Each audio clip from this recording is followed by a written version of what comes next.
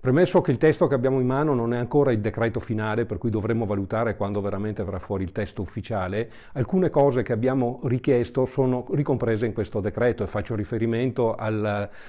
fermo degli pagamenti di ieri che vengono prorogati al 31 di maggio e con la possibilità di avere anche delle dilazioni di pagamento. Poi il rifinanziamento del Fondo Centrale di Garanzia è un'altra delle cose che noi chiedevamo, con l'estensione poi anche della garanzia fino all'80%. E poi anche lo slittamento della moratoria dei mutui che andrà fino al 30 di settembre, anche questa è una cosa che noi chiedevamo e che va nel verso degli aiuti alle imprese. Adesso ci attendiamo però degli aiuti con i prossimi decreti, come già ci è stato detto che ci saranno dei decreti susseguenti in base alle necessità che verranno avanti, di avere un sostegno per le partite IVA, per i piccoli imprenditori che in questo decreto non sono ricompresi. Ci attendiamo inoltre anche che ci siano delle iniezioni di liquidità nel sistema perché a fine di questo percorso che finirà sicuramente questo